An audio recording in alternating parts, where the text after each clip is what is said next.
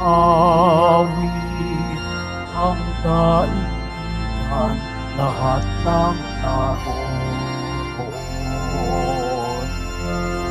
Awit ang sangkatauhan, purihin ang Panginoon. Papuri sa kaitaasan, siya'y papurihan, Diyos ng lahat o papuri sa kaitaasan, siya'y papurihan, ngayon at magpakailanman.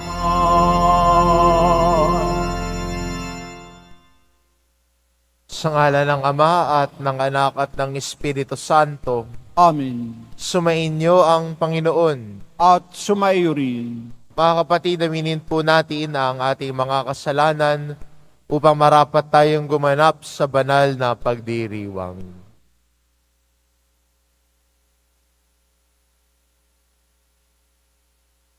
Inaamin ko Sa makapangyarihang Diyos at sa inyo mga kapatid, na luba akong nagkasala sa isip, sa salita, sa gawa, at sa aking pagkukulang.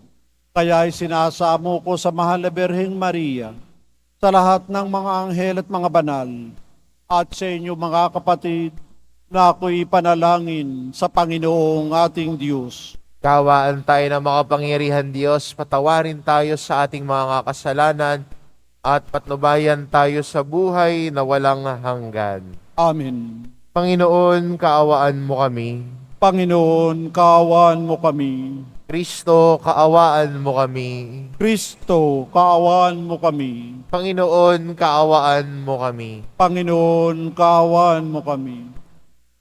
Manalangin tayo.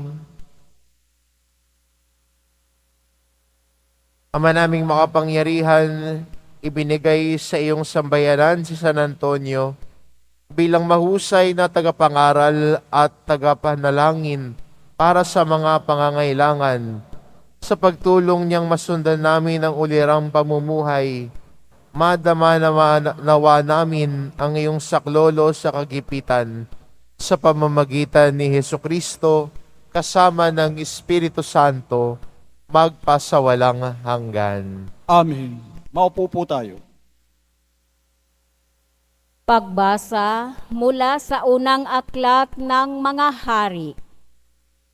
Noong mga araw na iyon, sinabi ni Elias kay Akab, "Lumakad ka na, maaari ka nang kumain at uminom.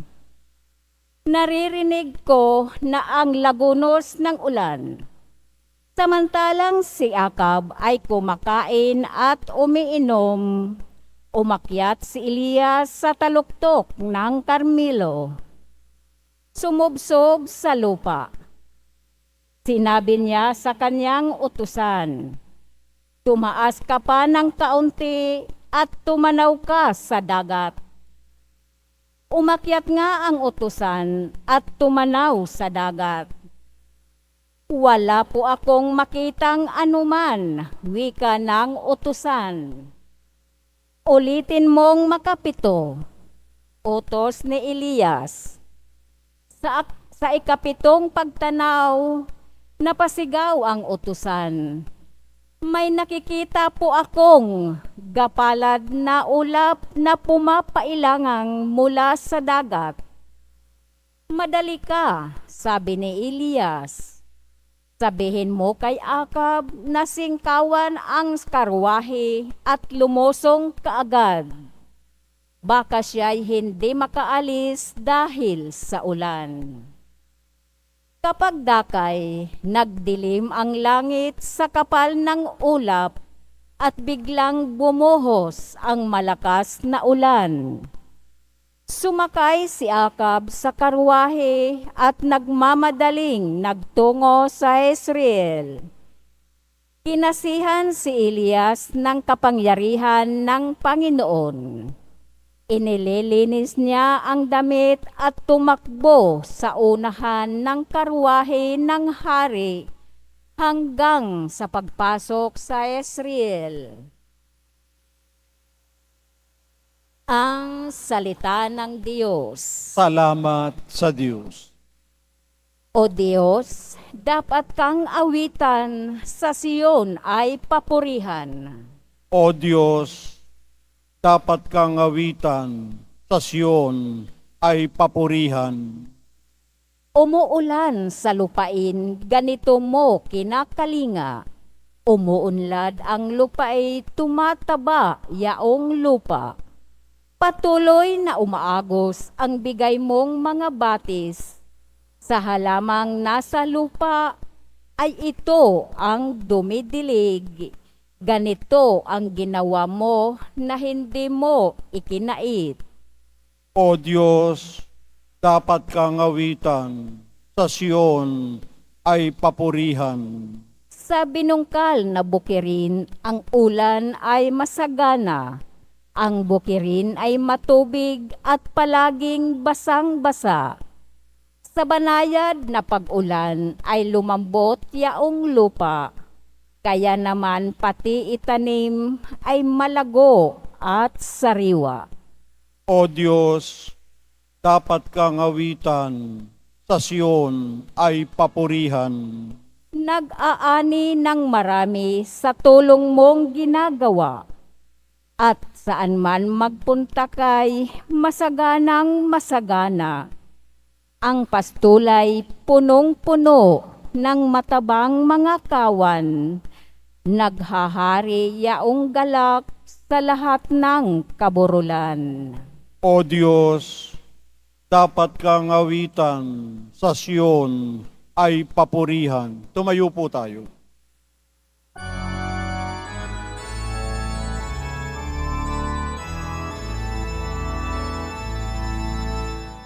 Hallelujah,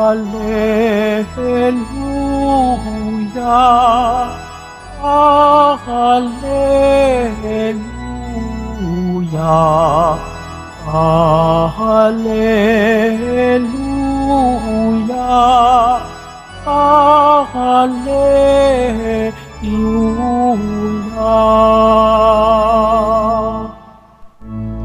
Bagong utos ni Kristo,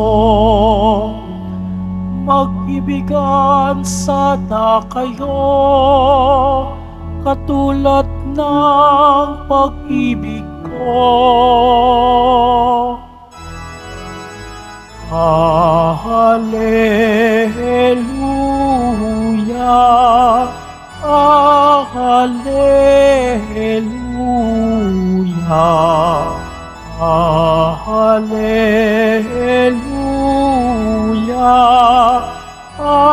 Hallelujah.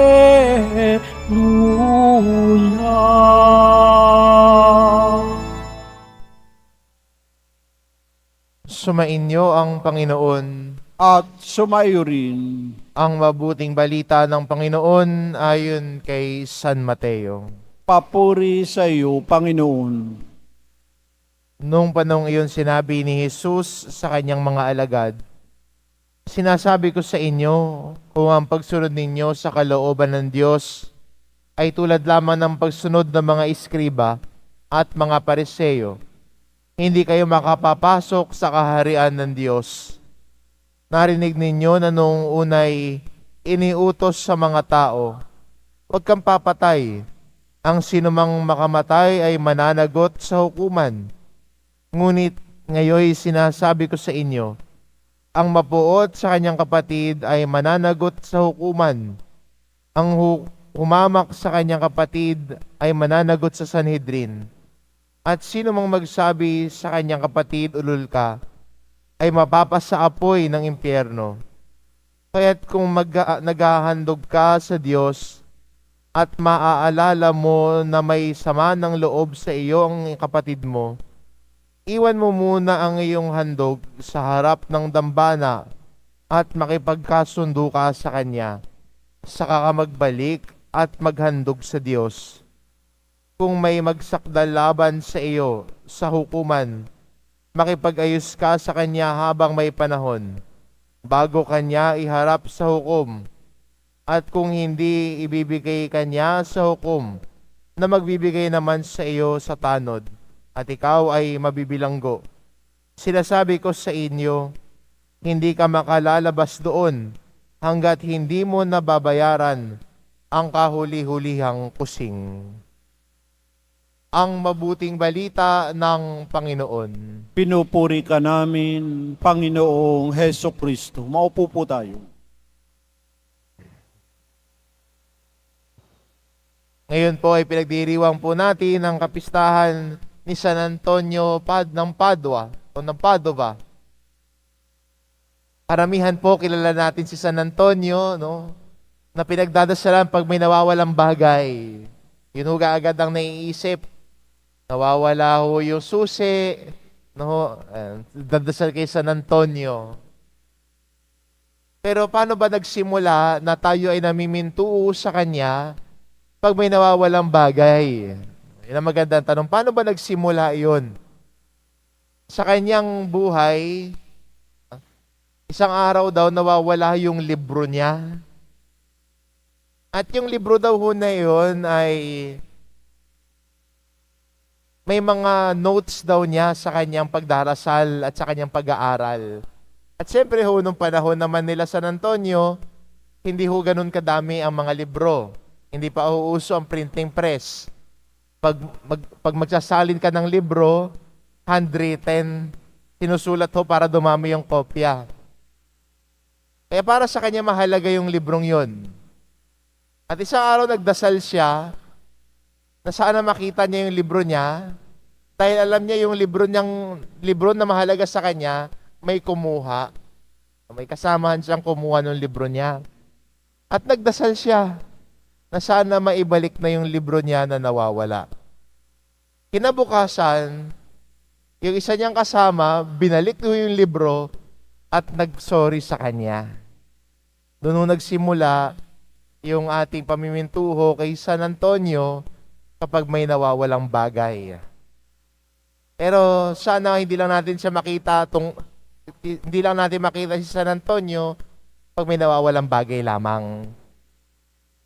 Si San Antonio ay namuhay ng mahusay na Kristiyano.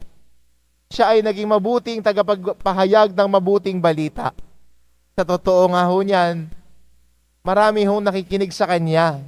At sa husay niya magsalita at magbahagi ng mabuting balita, ang mga simbahan daw ay punong-puno hanggang labas para lang makinig sa kanya. Kaya ho, nung ako'y nabigyan ng pagkakataon, no, pumunta po ako sa may Padova, kung saan po nakalibing si San Antonio. At meron po dong reliquary kung saan ho yung dila niya at yung kanyang vocal cord ay hindi ho naagnas. Dahil binayayaan siya ng Diyos ng talento na ipahayag at maging mabuting tagapagpahayag ng mabuting balita niya. Sa katunayan, nabigyan din siya ng pagkakataon na siya ay magpahayag sa harapan ng Santo Papa. Ganun ho kagaling at kahusay si San Antonio. Hindi lang po sa paghanap na nawawala mong susi, pero San Antonio ay mahusay sa kanyang pagganap, sa kanyang misyon bilang isang Kristiyano, bilang isang tagapagpahayag ng mabuting balita. Maganda rin po sa atin, no, bilang mga Kristiyano, na patuloy din nating at paghusayan ang ating pagtugon kay Kristo. Pag tumugon tayo kay Jesus, hindi lang kung kailan sana natin feel lamang. Pero ang pagtugon natin kay Jesus ay buong galing nating ginagawa. Buong puso, buong husay. Kasi 'di ba, God deserves the best. And we give God our very best. Minsan yung best natin, minsan inconsistent. Pero okay lang. Ang importante, sinusubukan natin. Ang importante, ginagawa natin yung makakaya natin. That God does not expect you to be so extraordinary.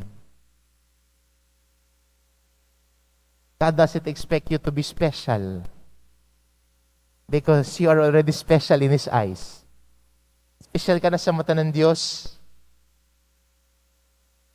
Ang kailangan lang natin gawin, yakapin ang misyon natin kay Kristo at gawin ito sa pinakamabuti na kaya nating gawin.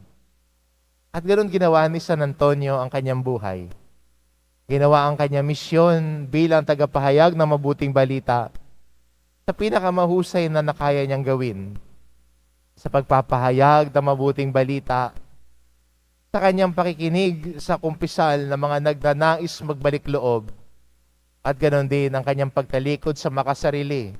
Siya ho ay laging nagfa-fasting, tinatalikuran ang kanyang sarili at yumayakap ng sakripisyo sa ngalan ng Panginoon.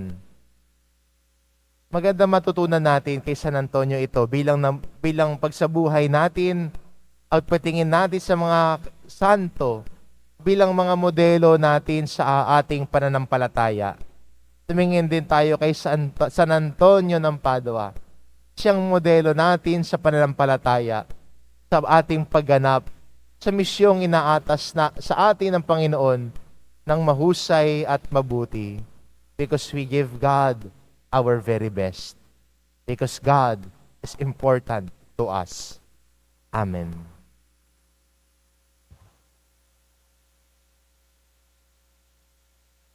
Tumayo po tayo.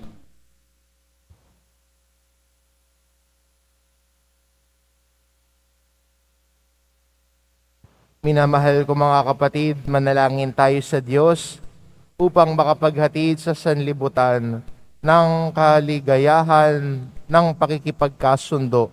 Tayo mga nakaranas ng kanyang pagpapatawad. Ang ating itugon, Ama, gawin mo kaming daluyan ng iyong kapayapaan. Ama, gawin mo kaming daluyan ng iyong kapayapaan. Ang simbahan naway maging tunay na sakramento sa sandaigdigan sa pamamagitan ng pakikipagkasundo. Manalangin tayo. Ama, gawin mo kaming daluyan ng iyong kapayapaan. Yaong mga taong sumumpang manungkulan para itaguyod ng matawid ang katarungan at kalayaang pantao, naway hindi magparatang at maghimagsik, at sa halip ay kilalanin at supilin ang kasalanan sa kanilang sariling mga puso. Manalangin tayo. Ama, gawin mo kaming daluyan ng iyong kapayapaan. Ang mga mag-asawa na nagkalayo o naging malayo ang kalooban sa isa't isa, naway matutong magpatawad, umunawa, at kalugdang muli ang isa't isa. Manalangin tayo. Ama, gawin mo kaming daluyan ng iyong kapayapaan. Tayo naway hilumin sa ating pagmamataas at maging mapagkumbaba na tanggapin ang ating pagkukulang at pagkakamali para mamuhay tayo ng mapayapa na kapiling ang ating kapwa. Manalangin tayo. Ama, gawin mo kaming daluyan ng iyong kapayapaan. Ang mga pumanaw, naway mabuhay sa walang hanggang kapayapaan. Manalangin tayo. Ama, gawin mo kaming daluyan ng iyong kapayapaan.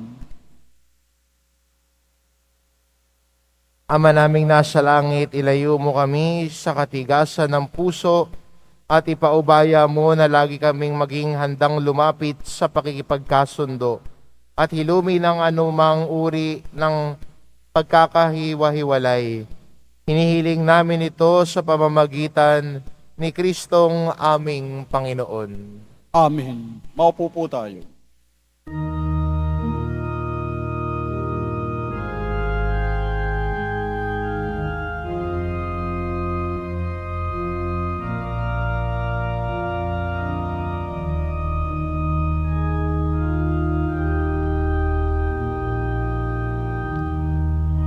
Aming alay sa'yo, Panginoon.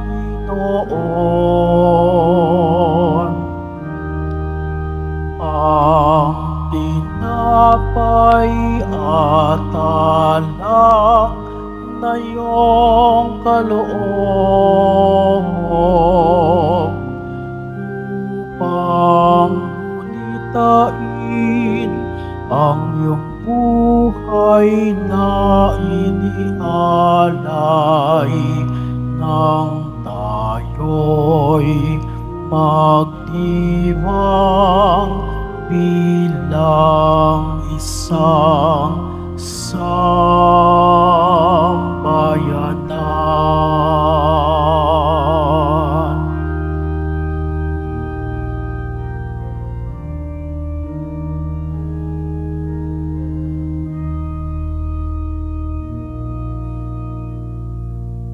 Tumayo po tayo.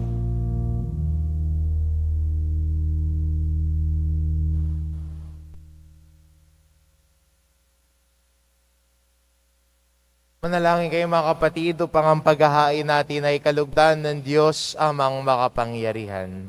Tanggapin nawa ng Panginoon itong paghahain sa iyong mga kamay, sa kapurihan niya at karangalan, sa ating kapakinabangan at sa buong sambayanan niyang banal. Ama naming lumikha, kaming mga gumaganap sa paghahaing ito, ay puspusin nawa ng kaloob ng Espiritu Santo na kaliwanagan ng pananampalatayang lubusang sumikat kay San Antonio para sa kadakilaan mo at mahayag sa pamamagitan ni Hesukristo kasama ng Espiritu Santo magpasawalang hanggan. Amen. Sumainyo ang Panginoon. At sumaiyo rin, Itaas sa Diyos ang inyong puso at diwa. itinaas na namin sa Panginoon. Pasalamatan natin ang Panginoong ating Diyos. Marapat na siya ay pasalamatan. Ama naming mga pangyarihan, tunay ngang marapat na ikaw ay aming pasalamatan sa pamamagitan ni Hesukristo na aming Panginoon. Ngayong si San Antonio ay pinararangalan sa pamumuhay niyang totoong uliran at pagiging maaasahan sa panunungkulan. Kaya't si Hesukristo na maaasahan sa katapatan ay inihayag sa pangangasiwa sa sambayanan. Ang malasakit na mga ulirang tagapangasiwa noon ay nagpapatuloy magpahanggang ngayon sa mga panalangin kanilang iniuukol. Kaisa ng sambayanan mong dito'y nagtitipon. Kaya kaisa ng mga anghel na nagsisiawit ng papuri sa iyo, nang walang humpay sa kalangitan, kami nagbubunyi sa iyong kadakilaan. Santo, Santo, Santo, Panginoong Diyos ng mga hukbo, napupuno ang langit at lupa ng kadakilaan mo, o sana sa kaitaasan. Pinagpalang na paririto sa ngalan ng Panginoon, o sana sa kaitaasan. Lumuhod po tayo. Ama naming banal, ikaw ang bukal ng tanang kabanalan. Kaya't sa pamamagitan ng iyong Espiritu, gawin mong banalang kaloob na ito upang para sa amin maging katawan at dugo ng aming Panginoong Hesukristo. Bago niya pinagtiisang kusang loob na maging handog, hinawakan niya ang tinapay, pinasalamatan kanya. Hinagati-hati niya iyon, iniabot sa kanyang mga alagad at sinabi, "Tanggapin ninyong lahat ito at kanin. Ito ang aking katawan na ihahandog para sa inyo."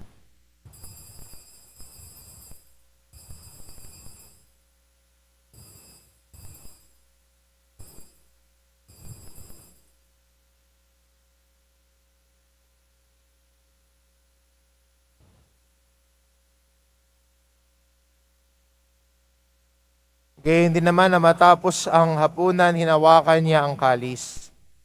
Muli kanyang pinasalamatan. Iniabot niya ang kalis sa kanyang mga alagad at sinabi, "Tanggapin ninyong lahat ito at inumin ito ang kalis ng aking dugo, ng bago at walang hanggang tipan. Ang aking dugo na ibubuhos para sa inyo at para sa lahat, sa ikapagpapatawad ng mga kasalanan. Gawin ninyo ito sa pag-alala sa akin."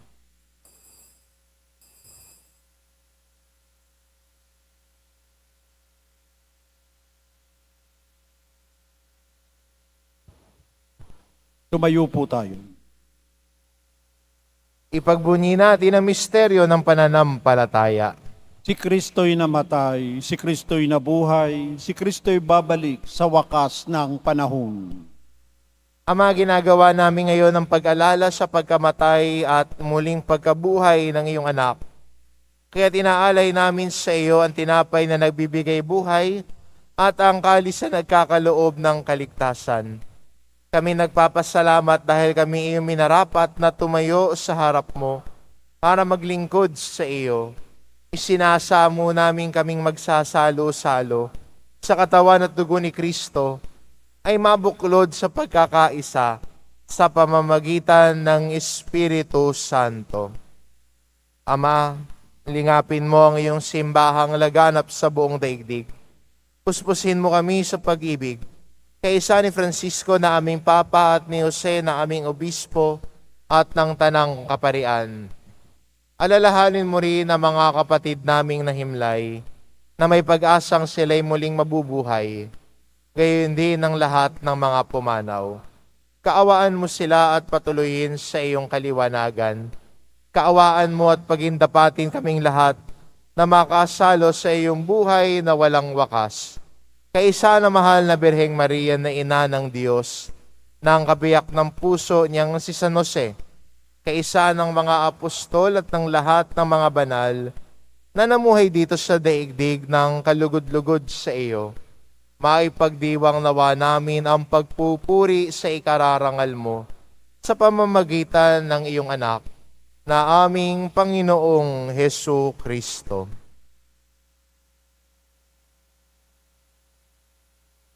Sa pamamagitan ni Kristo, kasama niya at sa Kanya, ang lahat ng parangal at papuri ay sa iyo, Diyos amang makapangyarihan, kasama ng Espiritu Santo, magpas sa walang hanggan. Amen. Sa tagubilin ng mga nakagagaling na utos at turo ni Jesus na Panginoon natin at Diyos, ipahayag po natin ng lakas loob. Ama namin, sumasalangit ka, sambahin ang ngalan mo, mapasa amin ang kaharian mo, sundin ang loob mo dito sa lupa para nan sa langit. Bigyan mo kami ngayon ng aming kakanin sa araw-araw at patawarin mo kami sa aming mga sala para ng pagpapatawad namin sa nagkakasala sa amin. At huwag mo kaming ipahintulot sa tukso at iadya mo kami sa lahat ng masama. Hinihiling namin kami adya sa lahat ng masama, pagkalooban ng kapayapaan araw-araw iligtas sa kasalanan at ilayo sa lahat ng kapahamakan. Samantalang aming pinananabikan ang dakilang araw ng pagpapahayag ng tagapagligtas naming si Yesu Kristo. Sapagkat iyo ang kaharian at ang kapangyarihan at ang kapurihan, magpakailanman. Amen. Panginoong Jesucristo, sinabi mo sa iyong mga apostol, kapayapaan ang iniiwan ko sa inyo, ang aking kapayapaan ang ibinibigay ko sa inyo. Tunghayan mo ang aming pananampalataya at huwag ang aming pagkakasala. Pagkalooban mo kami ng kapayapaan at pagkakaisa ayon sa iyong kalooban, kasama ng Espiritu Santo magpa sa walang hanggan. Amen. Ang kapayapaan ng Panginoon ay laging sumainyo. At sumaiyo rin. Magbigayan kayo ng kapayapaan sa isa't isa.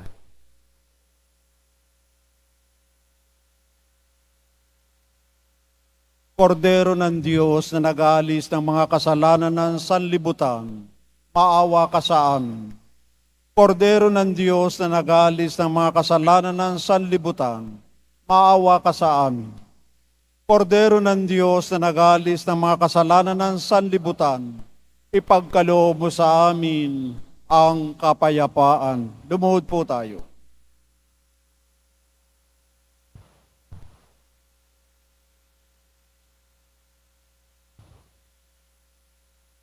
Ito ang kordero ng Diyos, ito nag-aalis ng kasalanan ng sanlibutan. Mapalad ang mga inaanyayahan sa kanyang piging. Panginoon, hindi ako karapat-dapat na magpatuloy sa iyo, ngunit sa isang salita mo lamang ay gagaling na ako.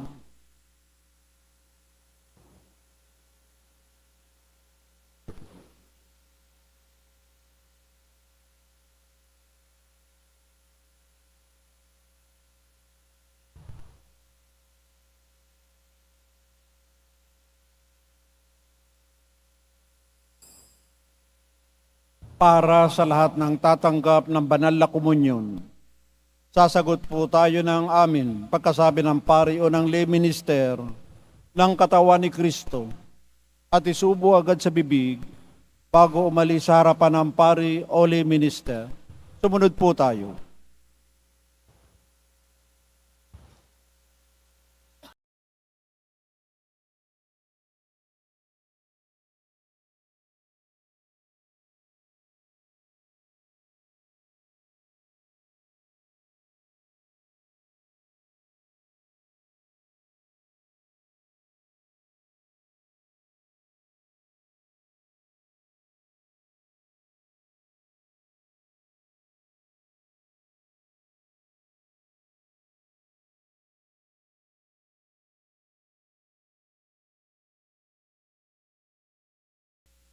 Manalangin tayo.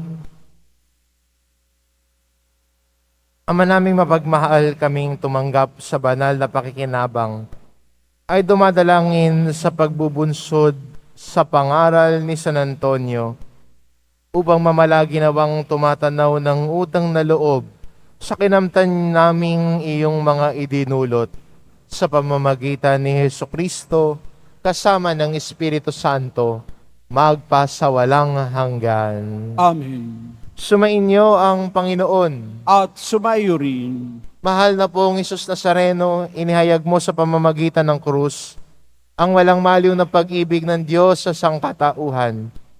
Pakinggan mo ang kahilingan ng iyong angkan na nagsusumamo sa iyo. Makakamtanawa nila ang iyong katugunan at tanggapin ang kasagutan na may utang na loob na tinatanaw.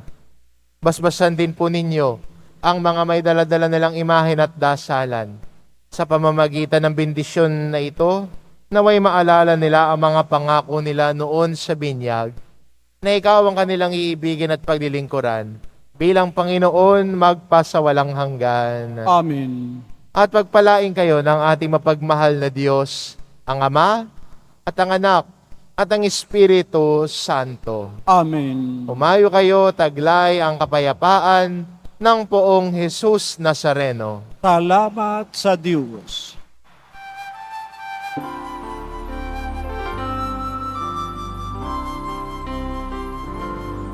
Nuestro Padre Jesus Nazareno, sinasamba ka namin. Pinipintuho ka namin. Aral mo ang aming buhay at kaligtasan. Nuestro Padre Jesus Nazareno, iligtas mo kami sa kasalanan. Ang krus mong pinamatayan ay sagisag ng aming kaligtasan. Nuestro Padre Jesus Nazareno, dinarangal ka namin. Nuestro Padre Jesus Nazareno, niluluwalhati ka namin. Nuestro Padre Jesus Nazareno, dinarangal ka namin. Nuestro Padre Jesus Nazareno, niluluwalhati ka namin.